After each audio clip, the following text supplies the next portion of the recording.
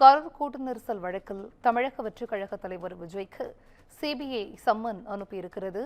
கூடுதல் விவரங்களை சிறப்பு செய்தியாளர் காயத்ரி வழங்கிட கேட்கலாம். காயத்ரி, வணக்கம். இது குறித்தான முழு விவரங்கள். வணக்கம் சிந்துஜா. கரூர் சம்பவம் தொடர்பாக தாவேகா தலைவர் விஜய் நேரில் ஆஜராவதற்கு டெல்லி சிபிஐ சம்மன் அனுப்பி இருக்கிறது.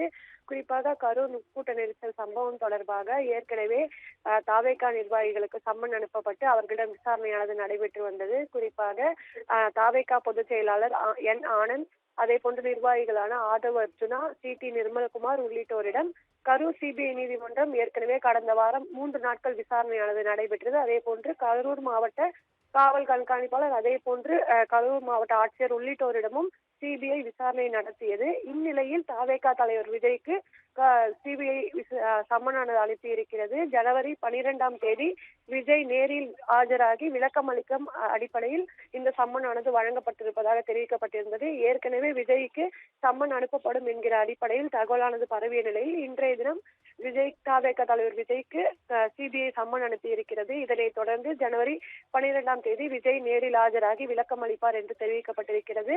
கரூர் சம்பவம் தொடர்பாக விஜய்க்கு சம்மனானது அனுப்பப்பட்டுள்ளது என்பது குறிப்பிடத்தக்கது. சிந்துஜா.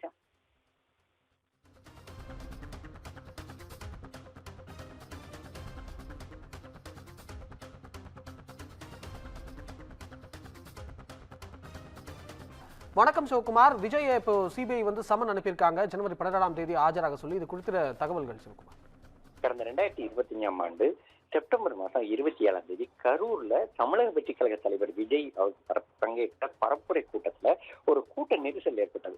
அதாவது கரூர்ல இருக்கிற வெளிச்சாமியாபுரத்துல நடைபெற்ற இந்த தேர்தல் பரப்புரை கூட்டத்துல ஏற்பட்ட கூட்ட நெரிசல் சிக்கி 41 பேர் உயிரிழந்தாங்க. மேற்பட்ட காயமடைந்தாங்க. சிபிஐ விசாரணை அதாவது முதல் கட்டமா இந்த வழக்குகள்ல பல்வேறு முதல் கட்டமா வழக்கு பதிவு செஞ்சிருந்தது. வழக்கு பதிவு செஞ்சதோடு இல்லாம இது அடுத்தடுத்த கட்டங்கள்ல மூவ் ஆயிட்டு இருந்தது. எப்படின்னு பாத்தீங்கன்னா, முதல் கட்டமா ஒரு நபர் ஆணையமானது அமைக்கப்பட்டிருந்தது. அருணா ஜெகதீசன் தலைமையில ஒரு நபர் ஆணையம் அமைக்கப்பட்டது. அதே மாதிரி சென்னை தென்மண்டல ஐஜியாக இருந்த அஷ்டாகர் அவங்க தலைமையில சிறப்பு புலனாய்வு குழு SIT ஒன்று ஆரம்பிக்கப்பட்டு அதன் அடிப்படையில் இந்த விசாரணையானது துவங்கப்பட்டு நடைபெற்று இருந்தது.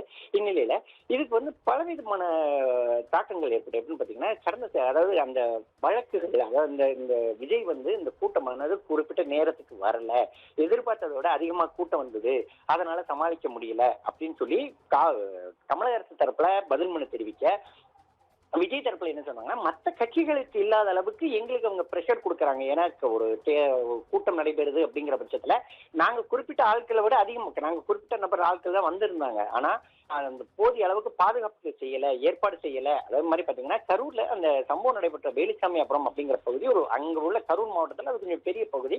ஏன்னா அந்த இடத்தை ஒட்டிதான் அந்த பெரும்பான்மையான அரசியல்வாதிகளோட கூட்டங்கள், அதே மாதிரி அரசியல் கட்சி சார்ந்த மாநாடுகள் உள்ளிட்டவைகள் நடைபெறும். தேசிய மாநில நெடுஞ்சாலையை ஒட்டி உள்ள பகுதி அப்படிங்கிறதுனால இங்க ஏற்கனவே கொஞ்சம் பிரச்சனைகள் இருந்துட்டு இருந்தாலே.